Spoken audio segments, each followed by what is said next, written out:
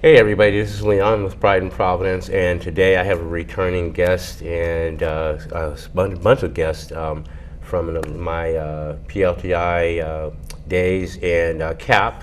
Let's start off with the CAPP General Manager and Executive Director, and that's the real one.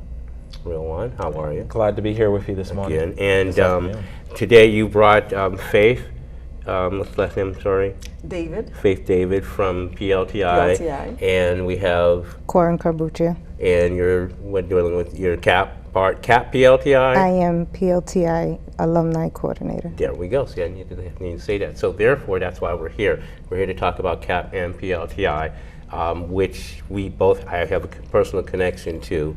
Aaron does as well. So that being said, let's talk about CAPP. Super excited to share with you and your audience. We're just, again, continuing to do some amazing work in our local communities. I think one of the most exciting things since the last time we were here and speaking with you pre-pandemic is we're officially Community Action Partnership of Providence County. Okay. So we, for a long time, have been doing work statewide and have run many amazing programs and services.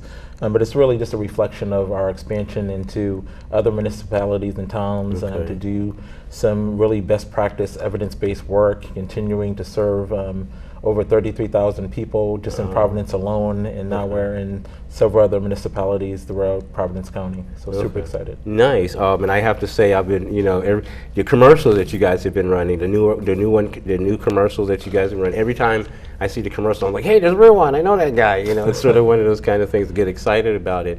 You talk about the weatherization programs, the elderly programs. What are some of the other programs that you guys are offering? I think we're, as CAPP agencies known, we're anti-poverty agencies, but we're also large social service agencies. So again, doing everything from working with our senior populations, making sure they're being supported through our young parenting, through our teen and parenting programs, supporting them, energy assistance, helping people to keep their homes weatherized, and putting a tremendous amount of work in there, keeping people warm during the colder months that as they approach getting heating replacements and getting their houses weatherized. And then just doing a lot of basic needs. So our staff has been really great during COVID and making sure people don't fall through the cracks and get what they need. Well, speaking of COVID, how are you dealing with things transitioning and continuing on your programs with the restrictions that that were going on during COVID? I've got to tell you, Leon, we have not missed a beat. So while we've been really busy over the last 16 months, we're considered essential employees. So our staff never left, very few went remote. So we actually increased programs and services during that time. So I think and many of your viewers may know, we run the largest food pantry in the city of Providence. So during COVID, we were serving over 1,000 people a month. We still continue to see high numbers. Have expanded that work out to include some of our more vulnerable populations, like our refugee populations and our blended families. And then in the height of the emergency, a lot of our seniors, because we couldn't do our congregate meals programs and serve them because of the social distancing, we literally overnight became a meals delivery program for our seniors. So we've been serving over 500 meals a month in addition to what we'd normally be doing prior to COVID. And just as an example. And in addition to that, and why we have you ladies here, I know you're PLTI coordinator and alumni association in volunteering. You've been doing some work along with during the COVID and along with the program, and we're also going to talk about in detail the PLTI program. So what I want to do is I want to start off with the PLTI program, and then you and I are going to talk about our connection to the alumni association. So Ms. Faith David, I am glad that you are here. So Leon, nice to have me here. My name is Faith David. I'm the site coordinator for Parent Leadership Training Institute. Say it again, please. Parent Leadership Training Institute. I never get it right. That's why I'm asking her to say it. And Parent Leadership Training Institute is a 20-week training, civic democracy education program that is sponsored by CAPP. This program what we do is teach parents, kind of train parents into being advocates and leaders for the community. Parents already have the mindset that they know what they want for the community, they do know what they want for the children, but PLTI tend to open the doors for them, guide them in the right direction so they know how laws are made, how local government function. They get all of that training through PLTI. Now, you said parents. Are you exclusive to parents, or can it be anybody in the community that has a drive or has a and wants to help? It can be anybody in the community. You don't have to be a parent. You can be a guardian. You can be an auntie, an uncle. Just like you said, someone that has a drive, that has a path, that has passion for children in their community. The change you want to see, like I always tell applicants, that the change you want to see can only happen when you are involved. If you sit at the back, someone else will make those decisions for you, and you're going to start wondering, but how did it happen? That's because you sat at the back and someone stood up for you. So this training kind of teaches you how to stand up, so that your voice can be heard. Well, like with the advent of social media, we all see on Facebook, people are complaining, well, why isn't this happening? Why isn't that happening? It would be a situation where, it's like, here's an opportunity, instead of saying, why is this happening? Instead of saying, well, here's something I can do. My wife and I, that's how we got involved. One of my projects, my PLTI project, alumni, is if anybody's gone along on Sackett Street where the Lillian Fine Center, there's a gate there. That was my PLTI project, because I got tired of seeing kids, being in danger walking across the street, or in some of these smaller areas, people double park. If you've ever gone to the school on Broad Street near the McDonald's, people double park. You've got kids running out. So that was my inspiration. There are parents and other community members that get involved. Like, what you have a PLTI project, right? Yes. What was your PLTI project? So my PLTI project, I'm class of 2018. Okay. Very proud alumni. Right. Was a life skills program that I created a curriculum for individuals that were going into reentry, back from incarceration. And so this life skills program is designed where it can be projected into transitional housings up to hopefully nationwide. It's still a work in progress, but as of right now, this project is standing and works into current transitional housings here in Rhode Island. What was your inspiration for that? My inspiration actually came from my own experience.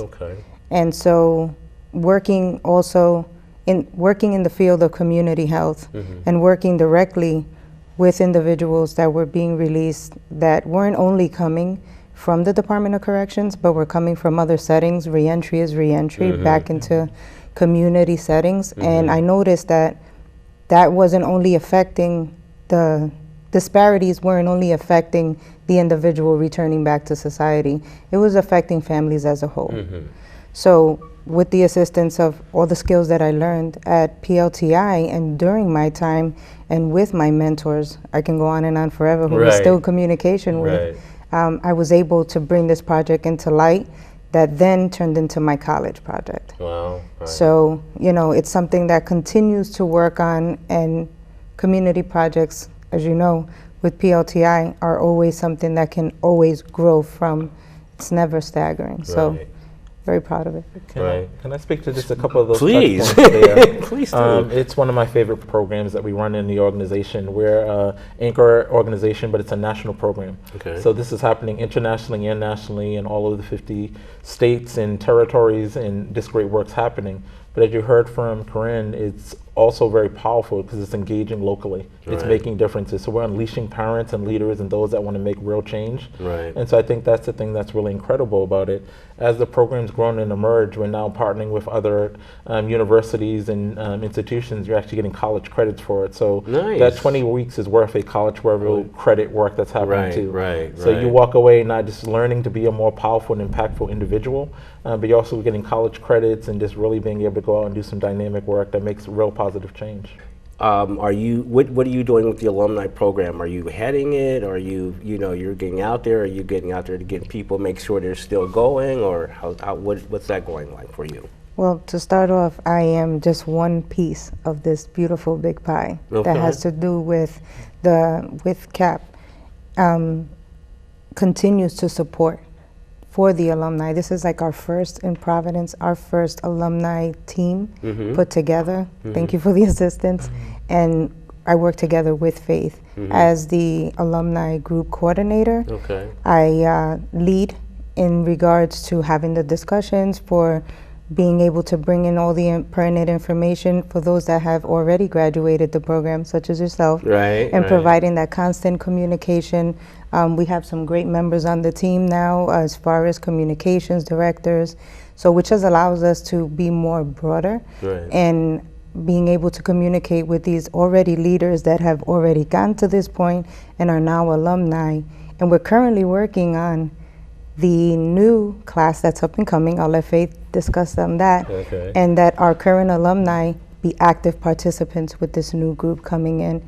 And so if I can recall, imagine all of that coming in during our time.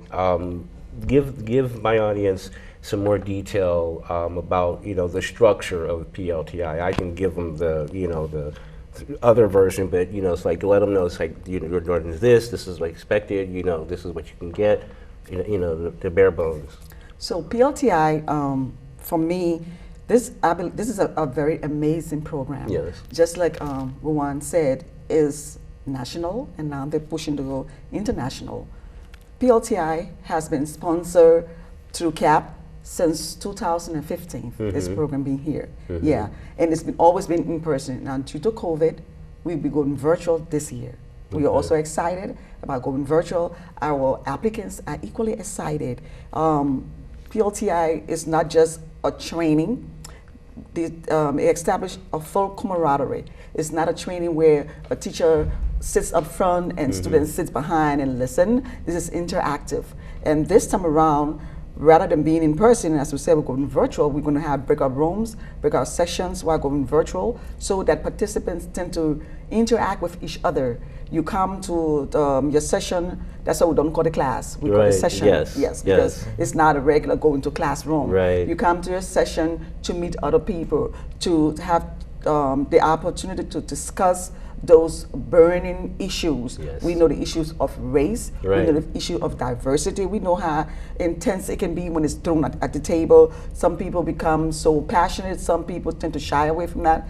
PLTI brings out that full conversation that is often referred to as the elephant in the room. It must be discussed, it's thrown out there, and so that relationship is established between participants and even the facilitators. Now this program is being facilitated by trained facilitators. They must be trained, they must get their training every year in order to facilitate the program. So it's not one of those things that you just pick up someone and say, hey, come and do this, come and do that. No, that's how structured PLTI is. It's structure. The beauty of PLTI, because we know we deal with parents, wannabe parents or advocates, coming to learn these different things, we have a time that will take you down to the Capitol so that you can have a sit-down session and get to understand what laws are made, get to understand what it entails when a councilman comes to you and wanting your vote. PLTI tend to put you in the path that you know the exact questions to ask that councilman or that lady who's running for that position. You don't just nod because they tell you this is what you're going to do. You're going to have that interaction. So PLTI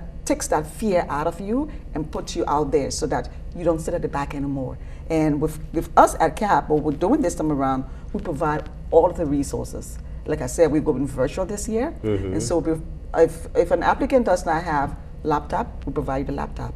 If you do not have access to the internet, we're going to provide hotspot for you. And then participants that have kids, we provide them activity baskets to keep your kids engaged. So while you're in session, your kids are equally engaged. So this is a family thing as we push for being an advocate for children in your community. We don't want to leave kids out. We make them feel part of this whole session.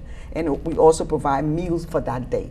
So sessions held on Thursday. That Thursday we provide, be it through meal cards. So whoever participating, you don't have to, I have to leave at 5:30. We'll prepare meal. The meals are already there. So we are not spoiling you to say, but we are working with you because we understand what it means to be a working individual and wanting to take this program. So we kind of prepared you in that direction, make you comfortable and make you to understand that with after all said and done, you're going to walk away with a full certificate, you're going to walk away acquiring college credit, and you're going to be that advocate that you so much dream of. And that's the essence of PLTI. I really think it's a great program for married couples, because you go in thinking one way and you come out thinking differently, you know. And one of the great things about the whole 20 weeks is my wife and I would come and try to sit down together, and Mary Claire and Dia would be like, not you two. Don't even try it. You over there, and it was hard for us because we were so used to doing things together. And then our kids, when they were little, it's like, you know, they would be ready and dressed to go. It's like, are we going to PLTI tonight? We're going to PLTI tonight. You know, it's like, we get free food, we get free. You know, it's like, so, you know, it's like this program. It's like, there's no reason for you not to be involved. They're not to come. I mean, it's at the time when we were doing it, it was at Paul Coffey High School, and we could walk there. You know, and like I said, you know, then I would say that, you know, PLTI is part of the reason why I'm sitting here now, because there were so many things that I learned. So, you know, I talk to my councilman on a regular basis. You know, the part where you talk about you go to city council and you sit there and watch. You sit there and you watch the council. You can sit there and watch the council meeting, and after a while, you know, it's like, oh, I can walk up to my council person. It's like, you know, like for example, for myself, it's like, you know, my councilman Jim Taylor.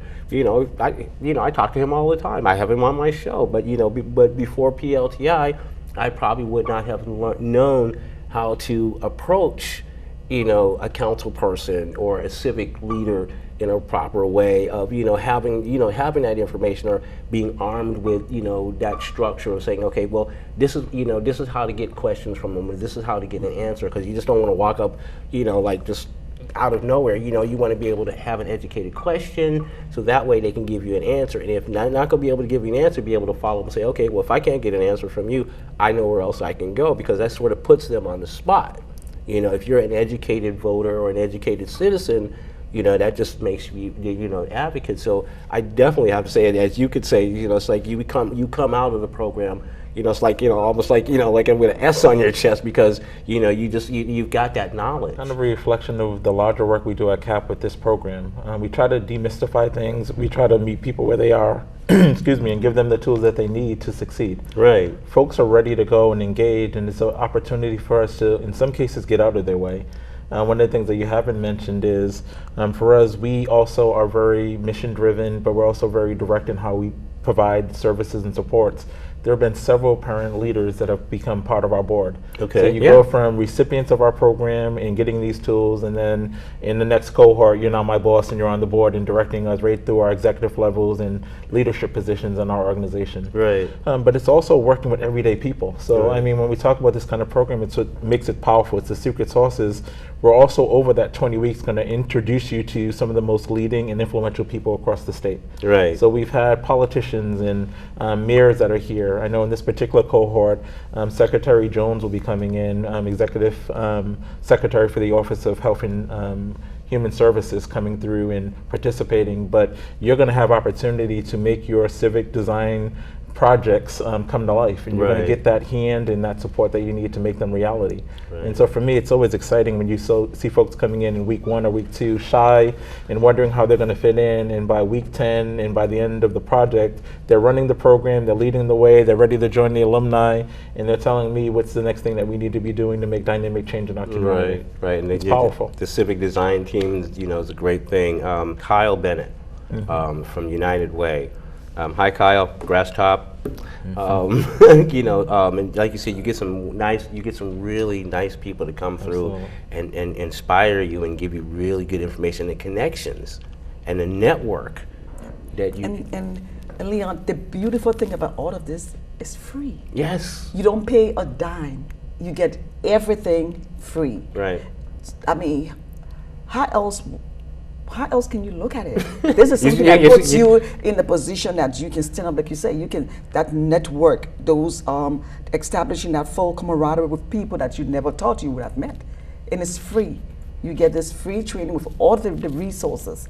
Everything is given to you, from the curriculum, like I said, to the Chromebooks, to pens, copybooks, pencils. You've got no reason not to come. Everything. You get no reason not to come. And we're going this fall. Sessions should start on the 23rd of September. We are now in the recruitment stage right now. So we are out there recruiting. So if you're out there listening to us, this is not the time. If you went on CAPP's webpage and you went to parent leadership training, you click on, you see what it shows to apply, you can apply. And the minute you apply, within 24 hours, you immediately get a response from me, acknowledging receipt of your application and reaching out to you, scheduling a time that we can have a sit-down interview. Because the essence of the interview is to get to know you, so that you too get to know us, so that you don't think, well, this is fake, this is not real. We got this interview, so when you have a sit down with us, you get to understand that, oh, this is real. This is real. This is something that I'm interested in. And then we want to get to know you. We want to get to know what moves you as an individual. Why is it that you want PLTI? What passion do you have in you? And so then we know at what level you're coming in. And so we know how then the facilitators also get to know how they tend to mash you up to that level until you get to where you ought to be. How did you get here?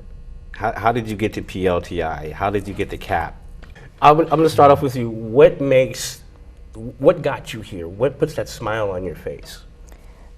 How I began with CAPP was in need of services. You know, I was a participant in the program of CAPP in a time of need. And for me, I was in awe of the agency's array of services that were needed in this one place while I'm trying to work, always with the intent to go back to school, but you know, just trying to come up and coming from a directly affected individual with reentry and this work, you're just always busy when you're trying, and sometimes you fall short. And by being able to be connected, I mean, from the staff, it always gave me the comfortability to feel okay when I wasn't okay to go to CAPP. And there I was, as Raywan said, it's his favorite project. It's everywhere in there in the office. And I met with a different coordinator at the time, and I also had that sit down and asked me why. And to move along with the point is that when she asked me why, I really didn't know where I was going. Like, I didn't have a definite, but I knew I wanted change. And I said, I don't know what this change looks like right now, but I know I need this for me and my family, because I would be the first. I would be the first to do so.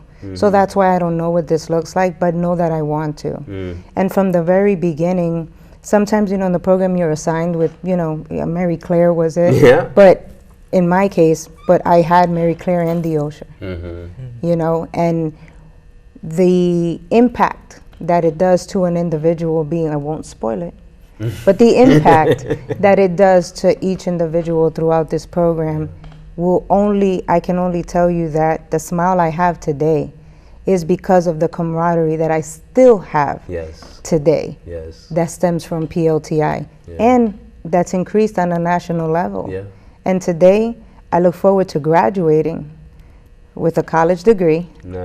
Hopefully at the end of this year, with the beginning parts of going into this because of PLTI. Congratulations. Thank you so much. Congratulations. I want you to talk about how you got here, how you got to be leading the program. What you know, when you say what got you here, you know, it's like you know, would you wake up one morning and say, you know what, there's a program called PLTI that I'm going to run.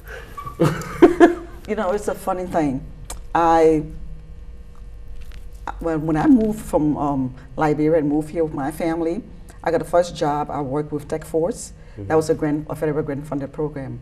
When that program came to an end, I started job hunt. Started looking for a job. I did apply at CAPP.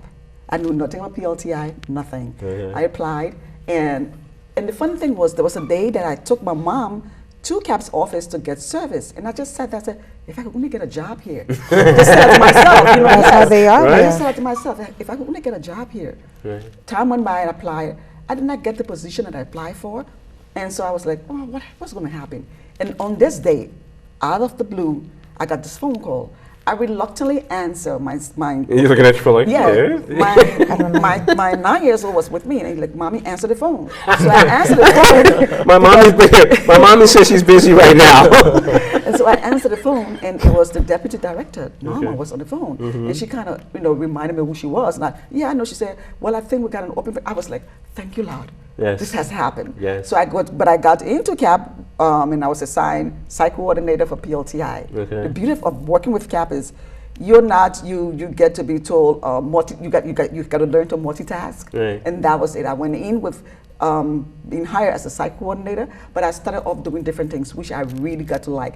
When we got to the point and Ruwan said, "Hey, next year I think we're going to do PLTI, Faith. Are you up to it?" I started to read. I'm like, why didn't I know about this program before coming to work here? Right. That's the first thing I said to myself. Why didn't I know about this program? Right. So that's why I kept saying, no, I got to go above and beyond in spreading the word of PLTI. I have gone to all of the rec centers here in Providence, giving out flyers and brochures. I've been everywhere that I think I can go, and anyone who would listen, I'm like ready to speak of and tell this person or that person about PLTI and how amazing this problem is. Because I believe that as a parent and as an individual, you cannot sit at the back and let others make decisions for you. Right. Because you're going to grumble all the time. Right. The change you want to see, only you can do that. And the way to go the path to go, PLTI is the way. So we'll segue back to, and we'll end up with you, Mr. Real One. The real one. I've got to tell you, I heard a passionate community leader and advocate talk about this program, and they said we need something like that in Providence.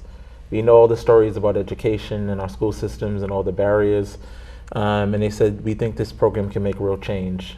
Flew out to Seattle cross country, into Seattle, Washington, to see it and feel and experience what this program was like, to see if we wanted to make the investment in bringing it here to Rhode Island and be a lead agency.